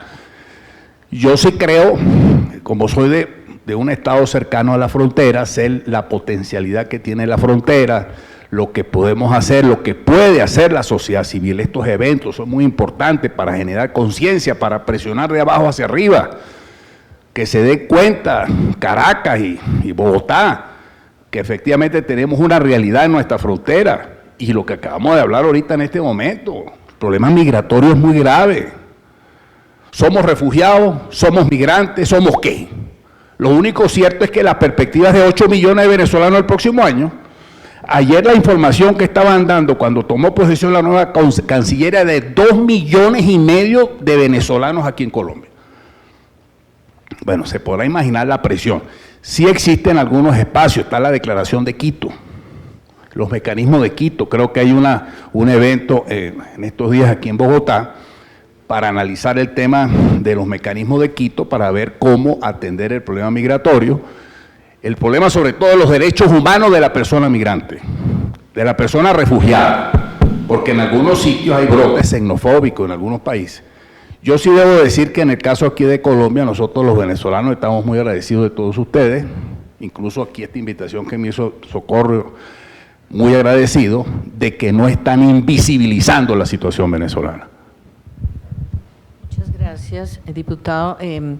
Quisiera, para terminar este panel, porque tenemos que concluirlo, pedirle al director de la Cámara de Cúcuta, respecto a su pregunta sobre el papel del empresariado, cómo se ha afectado el empresariado, que la dejemos para el panel. Hay un panel completo sobre el tema de las cámaras de comercio, el intercambio comercial, productivo, etcétera. Ah, bueno, es como, porque no alcanzamos lamentablemente a otra ronda. Yo quisiera terminar esta primera reflexión, va a haber espacio todo el día para comentar los temas que queden pendientes, ya que la perspectiva de este primer panel ha sido examinar o tratar de analizar la reconstrucción de la relación binacional, teniendo en cuenta el orden global y sobre todo lo que está ocurriendo en la región. Les pediría a todos los panelistas que brevemente respondiéramos a la pregunta del general Padilla de qué es lo que está sucediendo entonces en América Latina, por qué esta coincidencia entre las movilizaciones ciudadanas y lo que eventualmente puede ocurrir en otras ciudades y en la misma Bogotá. Así que les pediría que de manera muy breve contestáramos esta pregunta para dar fin a este panel y continuar con este ejercicio que empezó desde ayer de diplomacia ciudadana compartida. Muy brevemente, por favor. Bueno, es que como Sandra ha hecho referencia a algo que comentamos, entonces yo creo que es un tema de matices. Yo estoy completamente de acuerdo con las inquietudes que Sandra plantea. Agregaría un factor, y es que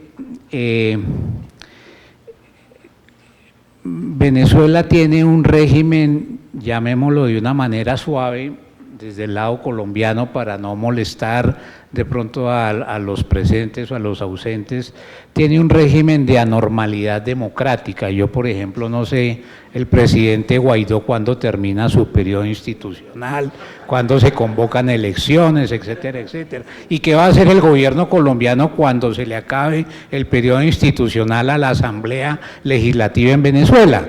Pero digamos, no tengo muchos elementos de juicio y quisiera más bien oír esta tarde qué dicen los panelistas venezolanos.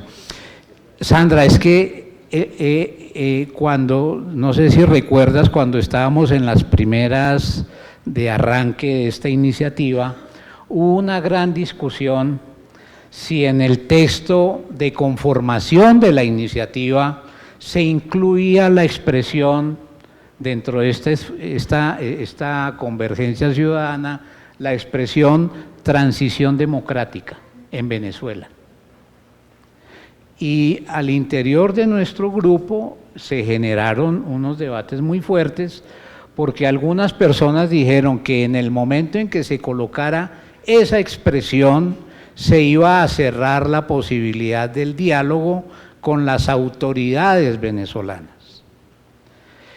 No recuerdo, Socorro, si finalmente esa expresión se suprimió o no, creo que no se suprimió, pero la reflexión que yo me hice sobre la materia es que Colombia tiene un problema gravísimo con la situación de Venezuela, y es que hay amenazas de apoyo del gobierno venezolano a las disidencias de las FARC de allá para acá, que nos coloca en una situación compleja, no solamente por eso, sino porque ese elemento, conjugado con la enorme migración que tenemos, es gravísimo.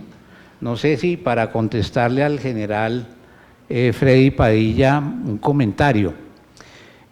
Para la marcha que tenemos el próximo 21 de noviembre, algunas personas cercanas al gobierno han dicho que hay que judicializar a los extranjeros, agentes del Foro de Sao Paulo, que están en esa marcha. Y entonces yo preguntaba, con toda esta cantidad de migrantes venezolanos que uno se encuentra en la calle, ¿cómo se va a interpretar ese mensaje?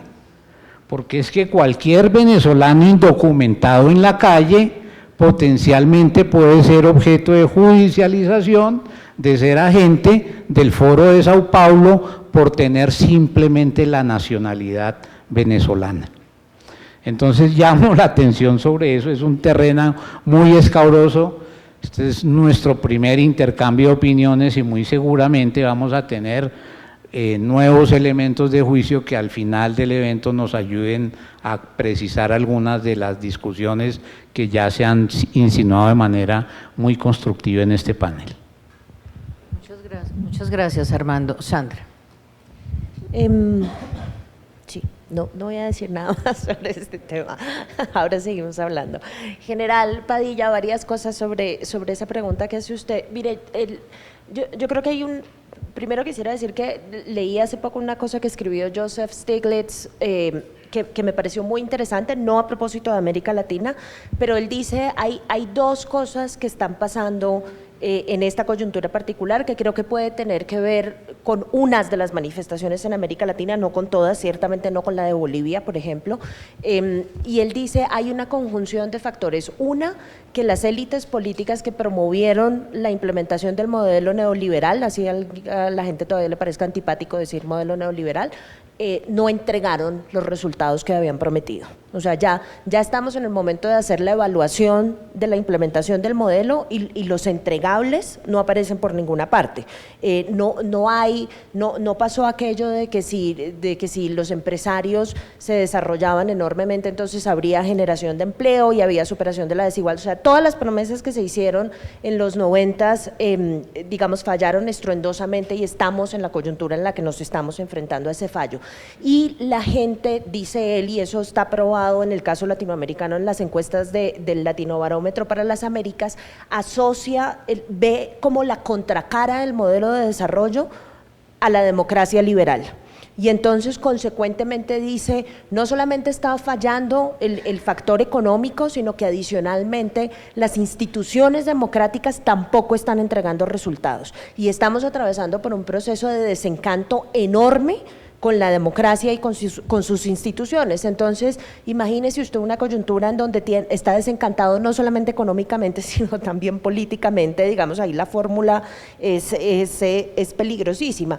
Solamente para añadir otra hipótesis a las hipótesis que ya sugería Víctor. Ahora, ¿cuál es el problema que le veo yo a la tesis pues de la exportación del modelo castrochavista en América Latina a través de la protesta social? Le veo dos problemas particulares. Uno, que es el que más me preocupa, bueno, no, creo que me preocupan todos. Uno es que genera un ejercicio de deslegitimación de la protesta social y atrinchera a los gobiernos. Entonces, si usted es Iván Duque y dicen la protesta, y el partido dicen la protesta está infiltrada y está motivada por la mano negra del comunismo internacional encabezado por Cuba y por Venezuela, pues no existe ni la menor posibilidad de que usted en un momento determinado se siente a hablar con los sectores sociales, a escucharlos y a tramitar sus demandas, porque los está estigmatizando de entrada. Es que mire que no ha empezado la protesta y ya hay un ejercicio de deslegitimación y de estigmatización enorme por parte del mismo gobierno. Entonces yo me pregunto si la protesta, si pasa, hipótesis, que la protesta se hace tan grande, tan sobresaliente, que con la impopularidad del gobierno en este instante, el gobierno se tiene que ver obligado a negociar con aquellos que están protestando. ¿Cómo lo va a hacer si piensa que son parte del castrochavismo internacional? O sea, creo que esa hipótesis de entrada cierra canales de comunicación entre los gobiernos y la sociedad civil y por eso me parece tan peligrosa. Y el otro elemento que me asusta enormemente, simplemente para tocar el punto de la bienvenida que le ha dado Colombia a los venezolanos, es que yo escuché al canciller anterior decir en radio que las protestas sociales estaban infiltradas por lo que él denominó venezolanos violentos, ¿sí? Ese es el inicio de un discurso xenofóbico. Ese es justamente el punto en donde el gobierno colombiano deja de hacer la tarea que había hecho también hasta este momento, que era decir, los venezolanos son hermanos, son bienvenidos y demás, y transita hacia una categoría que le va a empezar a generar mucha sospecha a la sociedad civil de los ciudadanos venezolanos, y a mí eso me parece peligrosísimo. Me parece que están desvirtuando casi que la única gran cosa que habían hecho frente a la migración venezolana, que era recibirla, procesarla, tramitarla y hacerla toda por las vías institucionales. Entonces, la hipótesis, digamos, si bien coincido con Víctor en que es una hipótesis que uno no puede descartar completamente, aunque yo ciertamente con la debilidad del gobierno venezolano dudo mucho pues que tengan este músculo exportador revolucionario tan desarrollado, lo dudo, pero son simples dudas metódicas. Creo que tiene una implicación política tan grande que hay que tener mucho cuidado con ese argumento simplemente. Sí, yo quisiera decir lo siguiente, mire, yo creo que hay una serie de factores acumulados en las sociedades nuestras que exigen más democracia. Yo sí coincido un poco con lo que dice la profesora en el sentido de que el régimen de Maduro tampoco es tan poderoso como para desestabilizar, ¿no? Que aprovechen las circunstancias, tampoco lo voy a negar, porque han agarrado elementos en algunos de esos países, funcionarios pues, del régimen, pues. Eso también es verdad. Ahora, imagínense ustedes, le voy a poner este lado a ustedes, nosotros estamos viviendo con una hiperinflación que de acuerdo con el Fondo Monetario llega a 10 millones%. ¿Sabes lo que es que el salario mínimo no pasa de 3 o 4 dólares? Que una pensión no pasa de 4 dólares.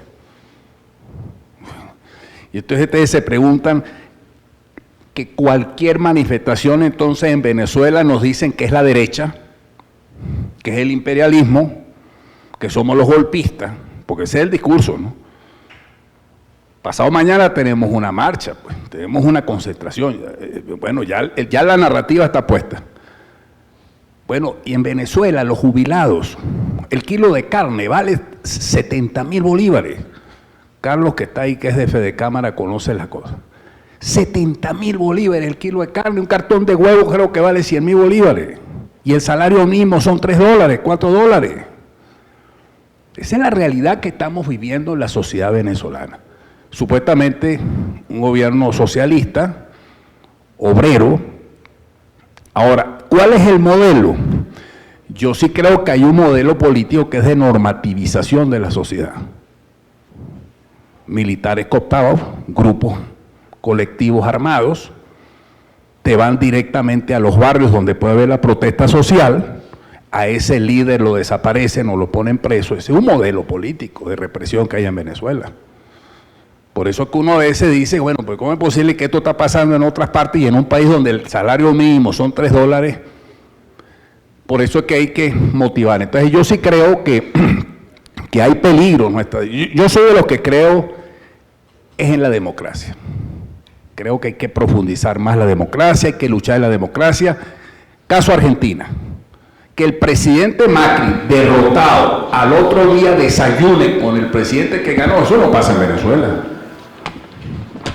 En Venezuela ganamos las elecciones parlamentarias y nos inventaron una constituyente. Los 4 gobernadores de la oposición de inmediato le montaron un protector, un gaulieta. O sea, esa es la realidad que estamos viviendo en el país. Yo sí creo que hay que luchar por más democracia, creo en eso profundamente. Soy optimista, no soy pesimista del futuro de Venezuela, profesor. Yo sí creo que vamos a recuperar nuestra democracia, nuestra libertad en Venezuela. Soy optimista y ese es el mensaje que les quiero dar a ustedes en el sentido de la participación de toda la sociedad para rescatar esos espacios institucionalizados que nos permitan mejorar las relaciones entre Colombia y Venezuela. Parte del principio de la reconquista de nuestra democracia y de nuestra libertad en Venezuela. Muchas gracias, diputado. Bueno, es la hora de terminar este panel, estamos un poco sobre el tiempo, por eso el refrigerio está acá, vamos a continuar. Solamente decirles que muchas gracias a todos los panelistas, creo que ha sido una excelente presentación la que cada cual ha ofrecido, a todos ustedes por continuar este ejercicio de diplomacia ciudadana compartida que empezamos ayer y que tiene mucho futuro, y celebrar realmente de parte de la Convergencia las voces plurales que se han escuchado acá desde la frontera, desde los territorios. Bueno, hay varios puntos que se retomarán en las conclusiones finales. Para darle paso al refrigerio de inicio del otro panel, pues solo decirles que muchas gracias.